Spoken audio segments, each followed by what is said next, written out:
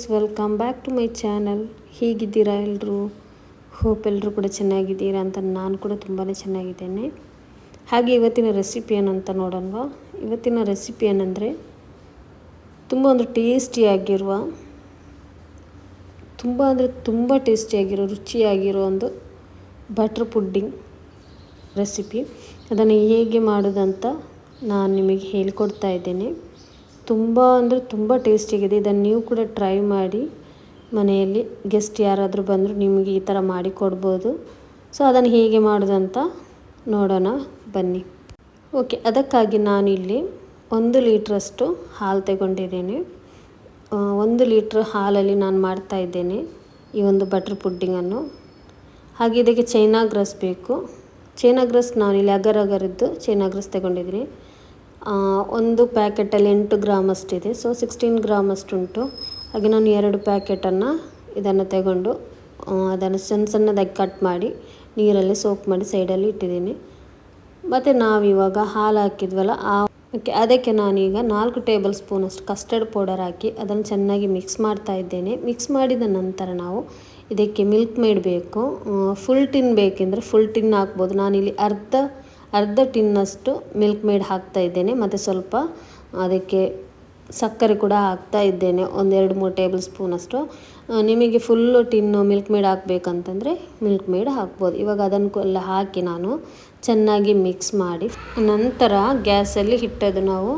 So ಇವಾಗ ಚೆನ್ನಾಗಿ mix ಮಾಡ್ತಾ ಇರಬೇಕು. ಈ ಥರ ಮೀಡಿಯಮ್ ಫ್ಲೇಮಲ್ಲಿ ಮಾಡಬೇಕು. ಮತ್ತೇನಂದರೆ ಇದಕ್ಕೆ ಮೇಯ್ನಾಗಿ ಬಟರ್ ಬೇಕು. ಅದಕ್ಕಾಗಿ ನಾನಿಲ್ಲಿ 1 ಲೀಟ್ರಿಗೆ 100 ಗ್ರಾಮ್ ಅಷ್ಟು ಬಟರ್ ತಗೊಂಡಿದ್ದೀನಿ. ಅರ್ಧ ಲೀಟ್ರ್ ಆದರೆ 50 ಗ್ರಾಮ್ ಸಾಕಾಗ್ತದೆ. ಅದನ್ನು ಚೆನ್ನಾಗಿ ಮೆಲ್ಟ್ ಆಗೋ ತನಕ ನಾವು ಈ ಥರ ಮಿಕ್ಸ್ ಮಾಡಬೇಕು. ಅದು ಹಾಗೇ ಮೆಲ್ಟ್ ಆಗ್ತದೆ. ಅದು ಮೆಲ್ಟ್ ಆದ ನಂತರ ನಾವು ಚೈನಾ ಗ್ರಾಸನ್ನು ಸೋಕ್ ಮಾಡಿ ಇಟ್ಟಿದ್ವಲ್ಲ ಅದನ್ನು ಕೂಡ ಇದಕ್ಕೆ ಹಾಕಿ ಮಿಕ್ಸ್ ಮಾಡಿ. ಅದ ನಂತರ ಇದಕ್ಕೆ ಸ್ಲೈಸ್ ಬ್ರೆಡ್ ಬೇಕು. ಇದಕ್ಕಾಗಿ ನಾನು 4 ಸ್ಲೈಸ್ ಬ್ರೆಡ್ ತಗೊಂಡಿದ್ದೀನಿ. ಅದರದ್ದು ಸೈಡನ್ನೆಲ್ಲ ಕಟ್ ಮಾಡಿ ಅದನ್ನು ಇದಕ್ಕೆ ಹಾಕ್ತಾ ಇದ್ದೇನೆ. ಹಾಕಿ ಚೆನ್ನಾಗಿ ಮಿಕ್ಸ್ ಮಾಡಿ ಅದರಲ್ಲಿ ಕರಗಬೇಕಂತ ಏನಿಲ್ಲ. ಈ ಥರ ಮಿಕ್ಸ್ ಮಾಡಿದರೆ ಒಂದು ಬ್ರೆಡ್ ಹಾಕಿ ನಾವು ಒಂದು ಕುದಿ ಬಂದರೆ ಸಾಕು.